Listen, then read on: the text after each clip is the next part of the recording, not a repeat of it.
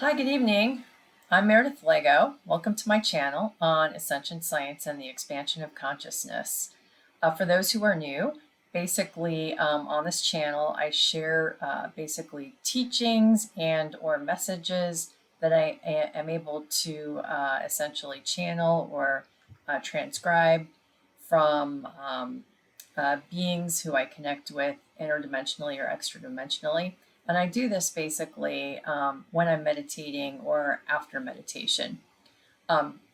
Oddly enough, I actually did get a message when I was entirely awake a couple of weeks ago, which is new, and I might share that in the next video that I post.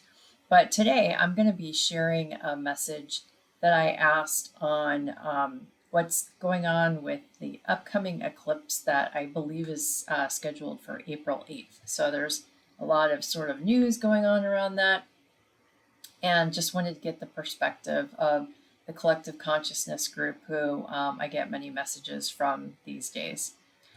So basically I asked the question, what does humanity need to know at this time regarding the upcoming eclipse, which is a solar eclipse? And the message I got is the passage of time in your space-time is measured through the celestial movements, like a sextant guiding a ship on the seas. Rounding the corner is a new event horizon that will usher in a new era of changed energies on the planet and within all species and all densities. The upcoming eclipse is a marker for the upcoming time clock. And in that moment, I actually was kind of pushed in a vision or an image clairvoyantly of a time clock that appeared in the Hunger Games series, which I'll explain a little bit later.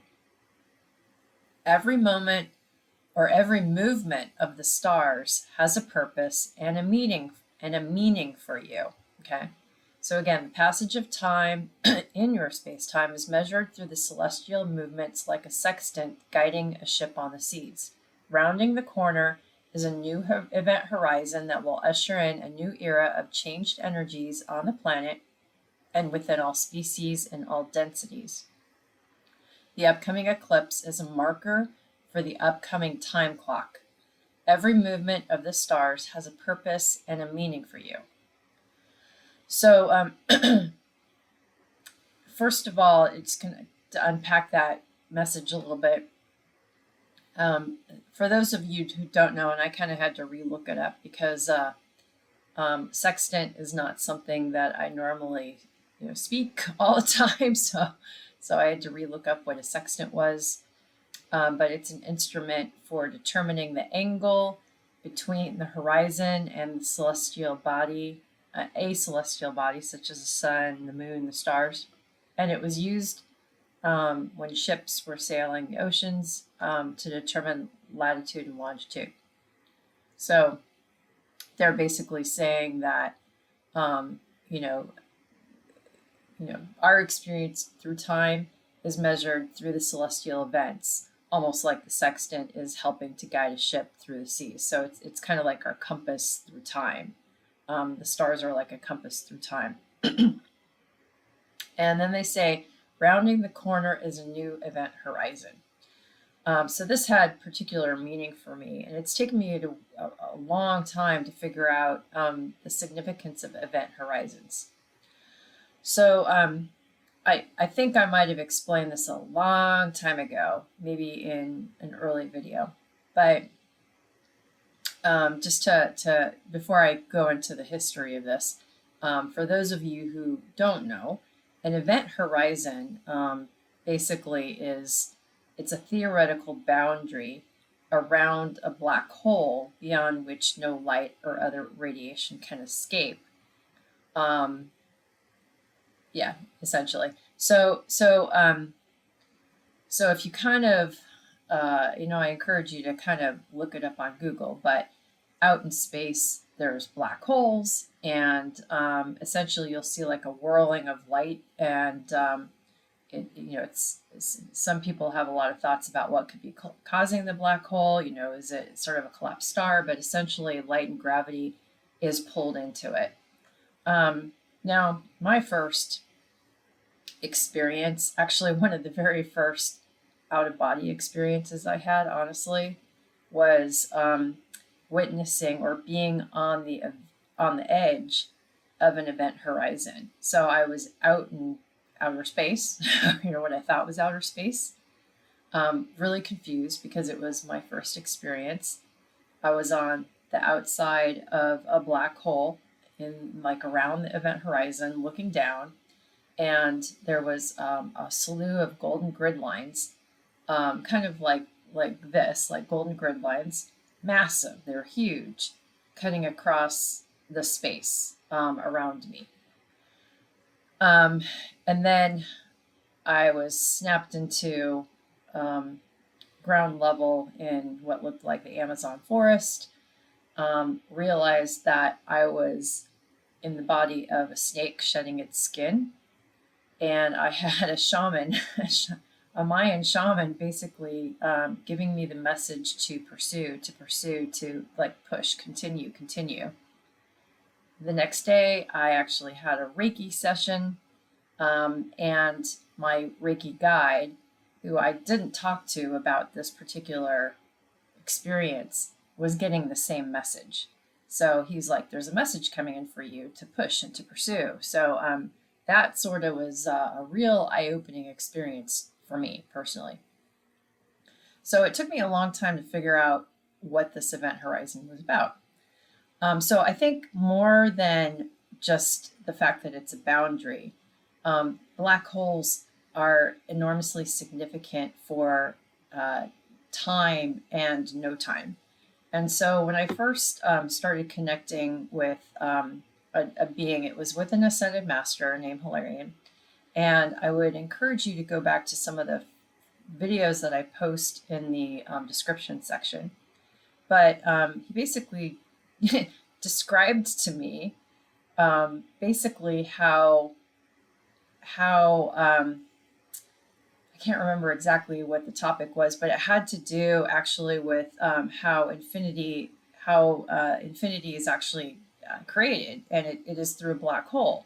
So he kind of pushed an image to me of sort of a toroidal field, and at the one end there's a black hole, on the other end there's a white hole, and it seems like energy kind of gets pushed and circulated through that movement, and it can happen at all levels, sort of like as above, so below. So, while we think about black holes in space, in galaxies, essentially they also exist even at the cellular level within our bodies. They're just so small. But essentially, there's many black holes that are essentially generated within, the microscopic quantum, units within the makeup of our body. So that was interesting. But I think in this particular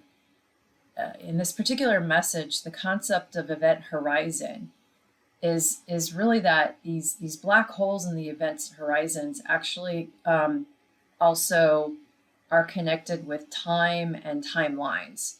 So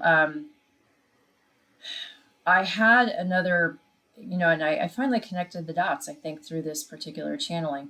I had another out-of-body experience, and I sensed, I thought maybe I was traveling through a portal, but I think portals are connected with black holes and timeline and these event horizons.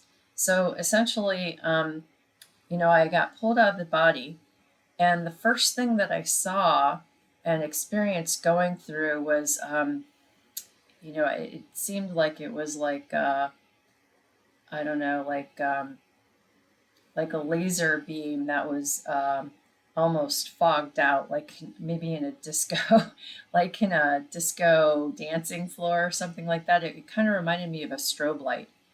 And oddly enough, I heard of a couple other out-of-body experiences who have gone through the same it's almost like a level, like you're passing through a level. And then you get whooshed into, like a tunnel. You're pulled in, or you're sucked into a tunnel of light. And, I'm getting the feeling, so I don't have this confirmed through talking to guides about it, but I'm getting the feeling that that is the method through which consciousness can travel into different timelines, is by going through these black holes, and when you're sort of, you can change timelines. You can essentially change timelines by maybe altering your space on the event horizon. So that's what I'm getting a feeling. Like I said, I'm pretty loose on this concept right now because I still have some more research to do on this one with the guides. And I didn't, think about asking it in this channeling because I was focusing on the eclipse, but I was thinking about it and connecting the dots of other experiences I had. And I have a feeling there's definitely a connection between the event horizon, shifting timelines, and a way of moving through time, or moving consciousness to other timelines, basically. So, it's the way by which you can switch the timeline that you're on, or switch the parallel reality that you're on, is moving through, allowing your consciousness to move through these these black hole events. But what they're saying is that essentially we're we're going to be, rounding the corner with this eclipse is a new event horizon. So that essentially means a new timeline. And it's got to be a big one. So in this new timeline, we're ushering a new era, which is kind of a big, measure of time, of changed energies on the planet and within all species in all densities. So, densities are ones that we can see, and densities are ones that we can't see as well, because they're vibrating so fast. So the upcoming eclipse is a marker. So it sounds like it's a major marker for the upcoming time clock. And that is when I saw the vision, or was given the vision of the Hunger Games clock. So it's almost like, we have different constellations in the sky. And I think there's 12 constellations, but, recently we found a 13th. I think it's Ophiuchus. I think that's what it's called. But essentially, as we kind of move through these, as we're moving through into a new sort of, location in the space-time of Earth, we're entering into new energies. I've heard this in the past, and I'm just now, as I'm talking, connecting it to, I think, this channeling. So let's go to the vision of the Hunger Games. So, I watched the Hunger Games series, and this was, way before I started to wake up and, become more, turn on more psychic sensitivities, I guess you could say. So I was just like another person watching it for entertainment, I guess you could say. And in the second movie, I believe that, if you've never seen the movie, maybe go to Google and kind of read a description of it. But essentially, it's some period of Earth in the future, in which society kind of collapsed.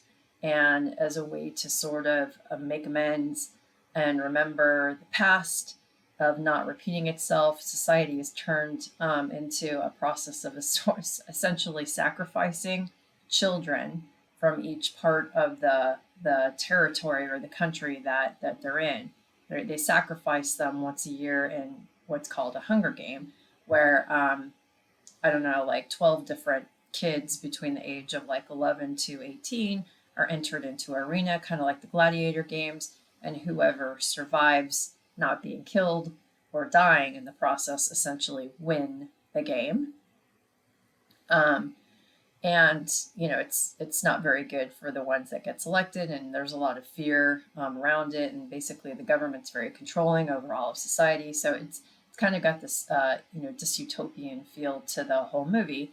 But in the second game, in the second movie, excuse me, I think they take a bunch of ex-winners and have them all go into a game to compete against each other. And in this particular movie, um, the arena that they're playing in is essentially divided up into what appears to be like zones, which they figure out throughout the movie is basically a clock. So essentially different events happen at different times. As it's almost like certain things happen in different territories in the arena, and it happens on the marker of the hour, and it impacts different territories inside the arena differently. So that's the best way I can describe it. But essentially, if you kind of think the center point in this game, the originating point is like Earth, and we've got constellations that are sort of going on all around. Essentially, as we move into different constellations, we get different stream of energy coming in. That is essentially the feeling that I was getting. So the upcoming eclipse is a marker for the upcoming time clock. So maybe there's a shifting, there's a major shifting into a new constellation area. By the way, I am not an astrologist, so I don't know if that's the case. I'm just sharing the message that I got. So they again went on to say that every movement of the stars has a purpose and a meaning for you. So I would say if you kind of pull back, the message seems to be very positive. We're essentially moving into a new era of different energy, where through the process a new timeline is being created that's going to have a positive impact on really all species and all densities. So I'm sure it's all consciousness as well.